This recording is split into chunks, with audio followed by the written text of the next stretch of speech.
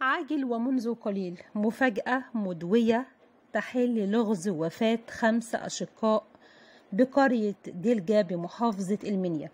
تفاصيل هنشوفها النهاردة عن وفاة ال5 أشقاء اللي أشعلوا مواقع السوشيال ميديا واللي انتشر أخبار عديدة بشأن وفاتهم.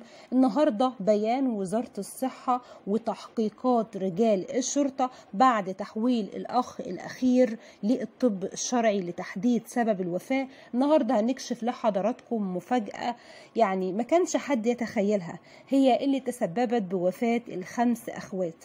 أتمنى من حضراتكم تشوفوا الفيديو للآخر، ولو مش مشتركين بقناتي بيكون شرف ليا تواجد حضراتكم الكريم بقناتنا المتواضعة.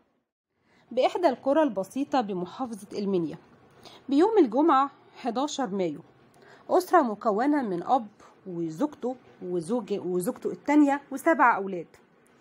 بفجأة للأسف توفي 3 أولاد، الأب الراجل الشقيان والأم الست اللي كل الناس بيقولوا مالهمش معداء مع حد والناس طيبين وفي حالهم. بفجأة الأب لقى 3 أولاد من ولاده بطنهم بتوجعهم بشكل كبير جدا، والحرارة مرتفعة وسخونة وإسهال وقيء وفقدان للوعي. الموضوع كان صعب جدا.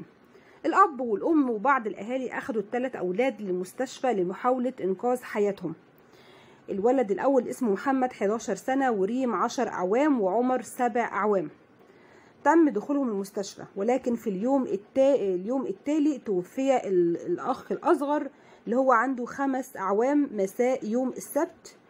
تم وفاته داخل العناية المركزة، وده بعد وفاة اخواته ال3 اللي توفوا يوم الجمعة فور وصولهم المستشفى. الأب بعد ما ودى ال3 للمستشفى للأسف الأطباء يدوب حاولوا ينقذوهم. الحالة كانت خطيرة جدا والأولاد اتوفوا. بلحظة واحدة يجي خبر للأب إن ولاده اللي في البيت التانيين هم مرخرين بحالة صعبة جدا ويتم نقلهم المستشفى.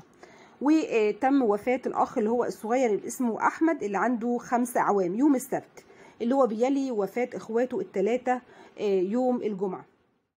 ويوم الأربع طبعا البنت التانية كانت في المستشفى هي رخرة. يوم الأربع رحمة عندها 12 سنة كانت تم نقلها المستشفى، وللأسف توفيت هي رخرة. يبقى كده ال5 أولاد توفوا. وهنا الكل بدأ يقول ان هم توفوا بسبب الالتهاب السحائي وان في امراض معدية، وان ازاي الاخوات كلهم يموتوا بشكل يعني ورا بعض بالشكل ده. انتشر الخبر، ولكن وزارة الصحة طلعت بيان ان ما تردد من وفاتهم بالتهاب سحائي غير صحيح. وقال المصدر ان ما تردد من اصابة الاولاد بمرض غامض او غيره من الاحتمالات التي ترددت عبر مواقع التواصل الاجتماعي، ان جميع ما تردد لا يفتقر لاي دليل، وان وزارة الصحة والجهة المعنية اكدت ان الكلام ده غير حقيقي، وان الالتهاب السحائي بيكون له اعراض مختلفة تماما غير وفاة الاخوات اللي اتوفوا دول. وفي الوقت ده يعني قوة من رجال الشرطة ومجموعة من وزارة الصحة راحت للمنزل تعاين المنزل اللي هم عايشين فيه وتشوف الأكل اللي بياكلوه وتشوف البيئة اللي هم عايشين فيها، لأن الموضوع عن وفاتهم كان غامض والأطباء نفسهم ما كانوش عارفين يعرفوا سبب الوفاة دي كانت إيه بشكل سريع بهذا الشكل في البداية. ولكن لما لقوا كمان الأخت اللي هي رقم 6 داخل المستشفى وضعها كان حرج، والأب كمان بدأ يشتكي من يعني ألم وتم نقله المستشفى. هنا الموضوع كان غير طبيعي.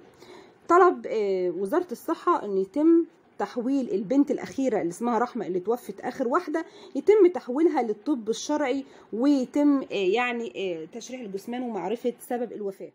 وده بعد ما وزارة الصحة كانت في يوم الخميس قالت ان نتائج التحليل المعملية التي اجريت لل5 اولاد اثبتت خلوهم من اي امراض معدية، موضحة انها اجرت تحقيقات ميدانية ومعملية دقيقة تضمنت زيارة منزل الاولاد والمنازل المجاورة ومراجعة سجلات المرضى وتحليل بيان الامراض المعدية.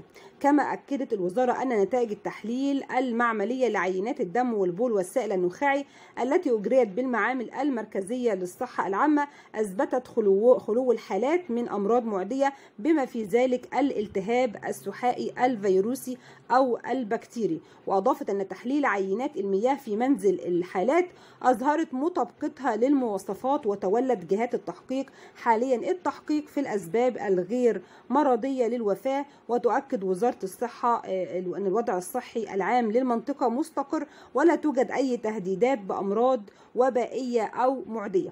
يعني وزارة الصحة قبل ما يتم تحويل الجثمان للطب الشرعي قامت بشغلها على أكمل وجه، ولكن كانت المفاجأة اللي ما كانش حد يتخيلها إن نتيجة تقرير الطب الشرعي لوفاة البنت أكد إن وفاتها كانت عن وجود تسمم كيميائي بيرجح إن هو مبيد حشري.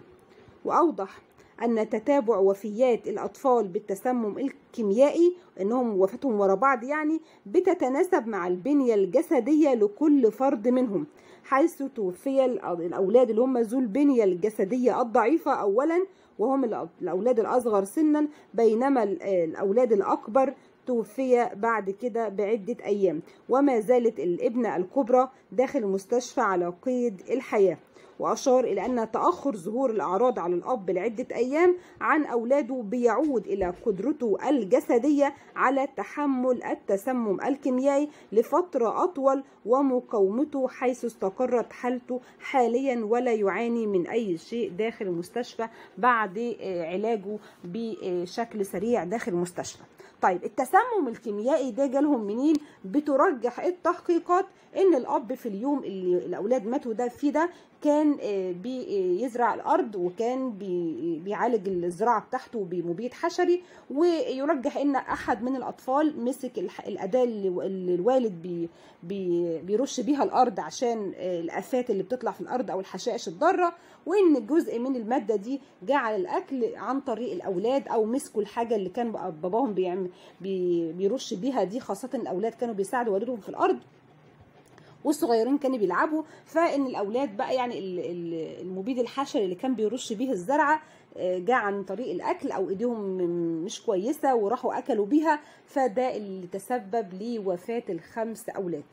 شفتوا يعني واقعة كانت صادمة تصدرت كل المواقع الإخبارية، وإن الكل بدأ يقول ده التهاب سحائي، ده مرض معدي، ده في كارثة إن الأولاد كلهم يموتوا بالشكل ده، والنتيجة إن الوفاة كانت من المبيد الحشري اللي الأب بيزرع به الأرض. واقعة كانت صادمة للجميع، حبينا نشاركها مع حضراتكم، حبينا نطمئن المواطنين، خاصة ان القرية كلها كانت بحالة من الفزع والهلع بشكل غير طبيعي، خايفين ان مرض معدي وانه هينتشر في البلد كلها، والاهالي ما كانتش بتخرج اولادها في الوقت ده من خوفهم ان يحصل لهم حاجة زي الاولاد اللي حصل ليهم وماتوا بالشكل ده. ولكن النهاردة كان بيان تحقيقات النيابة وكمان وزارة الصحة اللي أكدت التفاصيل اللي أجرتها يعني التحقيق في شأن وفاة ال5 أولاد. ربنا يرحمهم وربنا يصبر الأب والأم ويشفي البنت اللي داخل المستشفى، ويا ريت ده يكون جرس إنذار لأهالينا إخواتنا الفلاحين إنهم يبعدوا أي مبيد حشري عن المنزل تماما، وإن الأولاد ما تكونش معاهم وهم بيعملوا اللي بيعملوه في الأرض ده، خوفا من إن ده يتكرر مرة تانية. هستنى تعليقاتكم، ربنا يسترها علينا وعليكم. تحياتي كل متابعيني بكل مكان، لو وصلتوا معايا لهنا يا ريت دعمنا بلايك عشان فيديو النهارده يوصل لأكبر عدد. تحياتي.